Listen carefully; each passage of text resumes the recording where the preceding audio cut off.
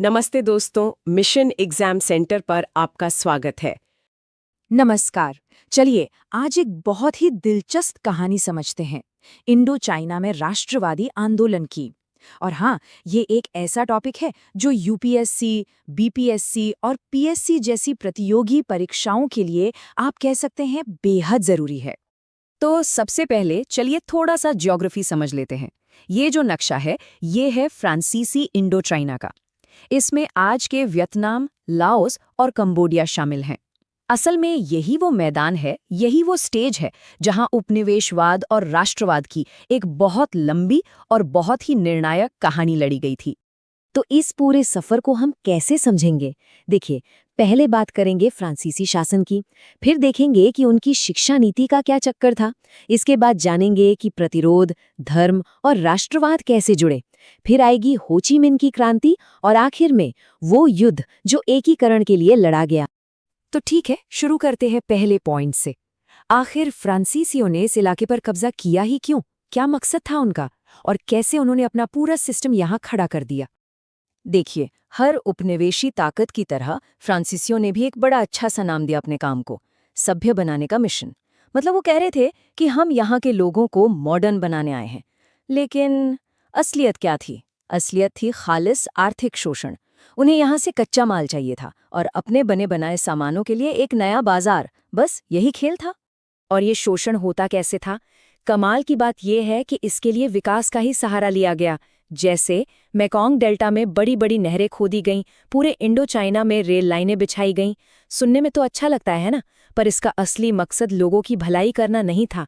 इसका सीधा सा मतलब था चावल और रबर के बागानों से माल को फटाफट बंदरगाह तक पहुंचाना, ताकि उसे सीधा फ्रांस भेजा जा सके। अब सवाल ये है कि ये जो पूरी आर्थिक मशीन चल रही थी, इसका ईंधन कहाँ से आ रहा था?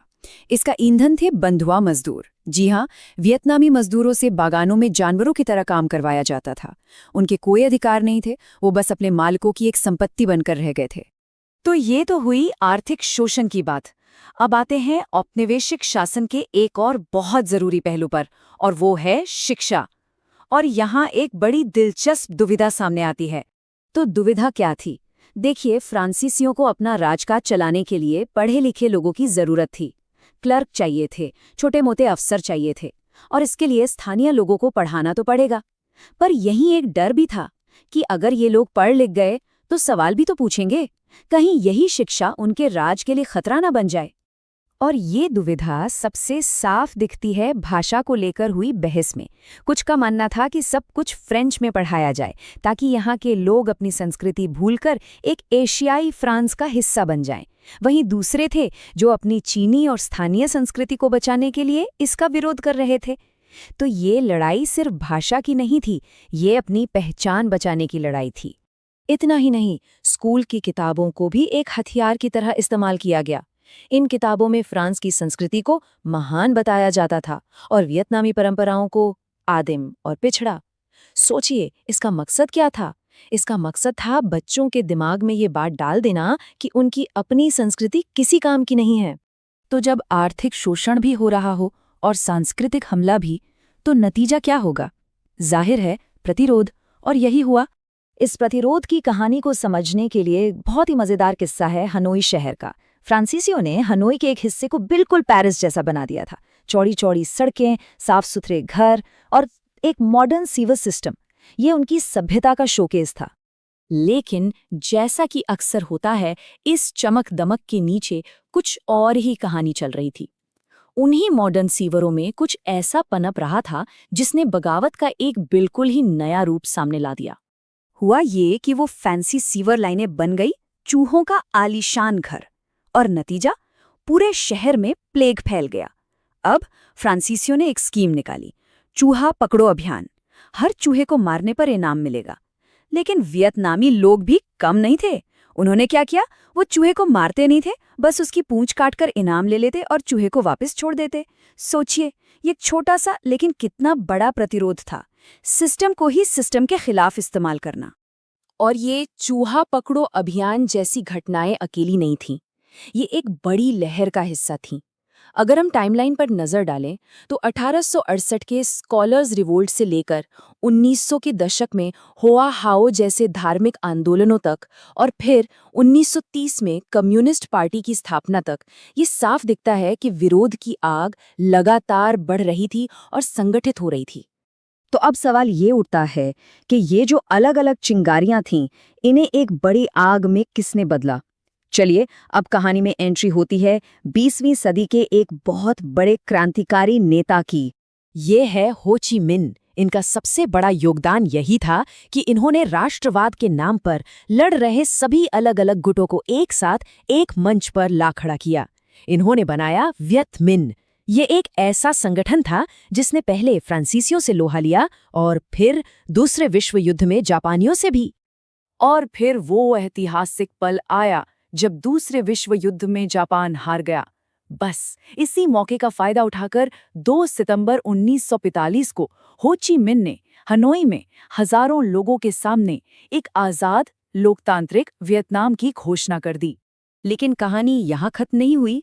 फ्रांसीसी भला अपनी कॉलोनी इतनी आसानी से कैसे छोड़ते? वो वापस आ गए और फिर शुरू हुआ 8 साल लंबा एक भयानक युद्ध। और इस युद्ध का अंत हुआ 1954 में दिएन बिएन फू की मशहूर लड़ाई में, जहां वियतनामियों ने फ्रांसीसी सेना को एक ऐसी हार दी जिसे वो कभी नहीं भूल पाए। फ्रांसीसी तो चले गए, लेकिन शांति फिर भी नहीं आई। अब वियतनाम बन गया कोल्ड वॉर यानी शीत युद्ध का नया मैदान। देश 2 हिस्सों में बंट गया और शुरू हुआ एक और युद्ध जो पहले वाले से भी कहीं ज्यादा खतरनाक था।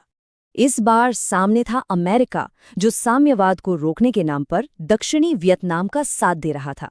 अब उत्तरी वियतनाम को दक्षिण में लड़ रहे अपने साथियों तक मदद पहुंचानी थी, और इसी जरूरत ने जन्म दिया लेजेंडरी हो ची मिन्ह ट्रेल को। ये कोई एक सड़क नहीं थी, बल्कि जंगलों और पहाड़ों से गुजरते हजारों रास्तों का एक नेटवर्क था। ये इस पूरे संघर्ष की लाइफलाइन थी।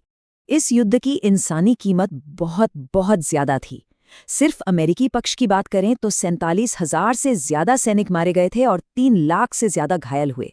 और वियतनामी लोगों का जो नुकसान हुआ उसका तो अंदाजा लगाना भी मुश्किल है। लाखों सैनिक और आम नागरिक इस जंग की भेंट चढ़ गए। इतनी भयानक तबाही के बाद भी और दुनिया की सबसे ताकतवर फौज के सामने लड़ते हुए भी वियतनामी राष्ट्रवादियों का हौसला नहीं टूटा। और आखिरकार वो दिन आया, 30 अप्रैल 1975, जब उत्तरी वियतनाम के टैंक साइगॉन में दाखिल हुए। दशकों से चल रहा संघर्ष खत्म हुआ और वियतनाम एक हो गया। तो वियतनाम की ये पूरी कहानी हमें एक बहुत बड़े सवाल पर लाकर छोड़ देती है। सवाल ये कि एक छोटा सा गरीब देश दुनिया की सबसे बड़ी सुपर पावर को आखिर कैसे हरा सकता है? ये सवाल और इसका जवाब हमें आज के दौर में ताकत के असली मतलब के बारे में बहुत कुछ सिखाता है। और यही वो सीख है जो प्रतियोगी परीक्षाओं के नजरिए से इस टॉपिक को इतना खास बनाती है। वियतनाम की कहानी ना सिर्फ एक जंग की कहानी नहीं है, ये तो एक ऐसे देश के हौसले की कहानी है जो कभी टूटा ही नहीं। आज हम उसी हैरत अंगेज सफर की बात करेंगे जहां एक छोटे से देश ने अपनी आज़ादी के लिए एक नहीं 2-2 सुपर पावर्स को सीधी टक्कर दी। सवाल तो दिमाग में आता ही है ना, कि आखिर ये हुआ कैसे? मतलब एक तरफ दुनिया की सबसे बड़ी बड़ी ताकतें और दूसरी तरफ एक छोटा सा देश। ये तो नामुमकिन सा लगता है। चलिए आज इसी दिलचस्प कहानी की एक एक परत को खोलते हैं और समझते हैं कि कैसे पीढ़ियों तक चले संघर्ष ने एक ऐसे राष्ट्र को बनाया जिसे कोई झुका नहीं सका।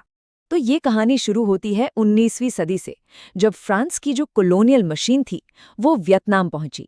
साल था 1858 जब ये सब शुरू हुआ, और देखते ही देखते उन्होंने पूरे इलाके को अपने कब्जे में ले लिया और फिर इसे एक नया नाम दिया गया, फ्रेंच इंडोचीन। अब देखिए, यहाँ फ्रांसीसियों का ना एक दोहरा चेहरा सामने आता है। कहने को तो मतलब कागजों पर वो कहते थे कि हम यहाँ के लोगों को सिविलाइज करने आए हैं, सभ्य बनाने आए हैं, पर असल में ये सब सिर्फ एक दिखावा था। उनका असली मकसद था वियतनाम के जो भी कीमती रिसोर्सेज थे उन्हें लूटना, और सिर्फ इतना ही नहीं, उनकी सदियों पुरानी संस्कृति को मिटाकर अपनी कल्चर थोपना, जिसे हम कह सकते हैं कल्चरल इंजीनियरिंग। और अपनी पकड़ मजबूत करने के लिए उन्होंने वही पुरानी फूट डालो और राज करो वाली नीति अपनाई। देश को 3 अलग अलग हिस्सों में बांट दिया, लोगों पर जबरदस्त टैक्स लगा दिए, उनसे बिना पैसों के मजदूरी कराई जाने लगी और पूरी की पूरी इकोनॉमी को बस फ्रांस के फायदे के लिए मोड़ दिया गया। हद तो तब हो गई जब उन्होंने वहां का जो ट्रेडिशनल एजुकेशन सिस्टम था उसे खत्म करके अपने फ्रेंच स्टाइल स्कूल खोल दिए। मकसद साफ था, एक ऐसी पीढ़ी तैयार करना जो दिमाग से फ्रांसीसी हो और उनके शासन के लिए वफादार बनी रहे। इस शोषण का सबसे घटिया रूप था ये कॉरवी सिस्टम। जरा सोचिए, किसानों को अपने ही देश में अपनी ही जमीन पर बिना किसी पगार के काम करने के लिए मजबूर किया जाता था। ये गुलामी से कम नहीं था।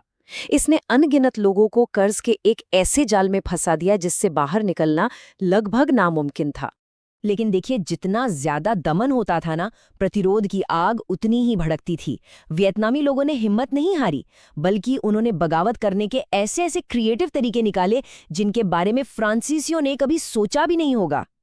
अब देखिए, प्रतिरोध हमेशा बड़े बड़े विद्रोहों की शक्ल में नहीं होता, कभी कभी रोजमर्रा की छोटी छोटी चीजों में भी दिखता है। ऐसी ही एक मजेदार कहानी 1903 में हनोई में शुरू हुई। फ्रांसीसियों ने एक नया नवेला मॉडर्न शहर तो बना लिया था, लेकिन वो शहर में बढ़ते चूहों से बहुत परेशान थे। तो उन्होंने एक बहुत सीधा साधा सोल्यूशन निकाला। जो भी चूहा मारकर उसकी पूंछ लाएगा, उसे इनाम में पैसे मिलेंगे। उन्हें लगा कि वाह, क्या शानदार आइडिया है। लेकिन वियतनामी लोग उनसे कहीं ज्यादा स्मार्ट निकले। उन्होंने इसी स्कीम को अपने फायदे में बदल दिया। वो चूहों को पकड़ते, पैसे लेने के लिए सिर्फ उनकी पूंछ काटते और फिर उन्हें वापस छोड़ देते ताकि वो और बच्चे पैदा करे। सोचिए, ये फ्रांसीसी सिस्टम का मजाक उड़ाने का एक जबरदस्त तरीका था। ये दिखाता था कि उनकी ताकत की भी एक सीमा है। वक्त के साथ विरोध का तरीका भी बदला। पहले हथियारों के साथ विद्रोह हुए, फिर धार्मिक आंदोलन शुरू हुए और फिर मजे की बात देखिए, उन्हीं स्कूलों में राजनीतिक बहसें होने लगीं जिन्हें फ्रांसीसियों ने अपनी सोच फैलाने के लिए बनाया था। प्रतिरोध की ये जो अलग अलग चिंगारियां थी ना, ये अब मिलकर एक बड़ी आग बनने वाली थी। और इस आग को हवा देने वाला था एक ऐसा शख्स जो आगे चलकर वियतनाम की आज़ादी का सबसे बड़ा चेहरा बना। हो ची मिन्ह ने इन सभी बिखरे हुए राष्ट्रवादी गुटों को एक साथ एक झंडे के नीचे लाकर खड़ा कर दिया, और वो थी वियतनामी कम्युनिस्ट पार्टी। इससे आंदोलन को एक नई ऑर्गेनाइज ताकत मिली और एक क्लियर विजन मिला। फिर आया वर्ल्ड वॉर II, जिसने मामले को और भी ज्यादा उलझा दिया। अब वियतनाम पर जापान ने कब्जा कर लिया। मतलब वियतनामी लोगों को अब एक नहीं बल्कि दो दो दुश्मनों से लड़ना था, फ्रांसीसी और जापानी। ये दो मोर्चों पर लड़ी जाने वाली आज़ादी की लड़ाई थी। इस डबल चैलेंज से निपटने के लिए हो ची मिन्ह ने वियत मिन्ह बनाया। ये एक ऐसा गठबंधन था जिसमें हर तरह के राष्ट्रवादी शामिल थे और यही वियतनाम की आज़ादी के लड़ाई का मेन इंजन बना। 1954 में फ्रांसीसियों को तो हरा दिया गया, लेकिन आज़ादी फिर भी अधूरी थी। देश को दो हिस्सों में बांट दिया गया और अब मैदान में एंट्री हुई एक नई सुपर पावर की, अमेरिका। कम्युनिज्म फैलने के डर से अमेरिका इस लड़ाई में कूद पड़ा और यहीं से शुरू हुआ जंग का एक और भी ज्यादा खतरनाक दौर। उत्तरी वियतनाम की लाइफलाइन थी हो ची मिन्ह ट्रेल। ये कोई मामूली रास्ता नहीं था।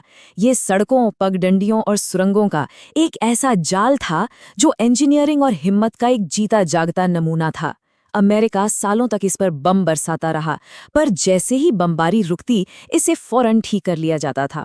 और एक बात जो हमें कभी नहीं भूलनी चाहिए, वो ये कि इस ट्रेल को जिंदा रखने में औरतों का बहुत बड़ा हाथ था। वो अपनी पीठ पर भारी भारी सामान लादकर सैनिकों तक पहुंचाती थीं।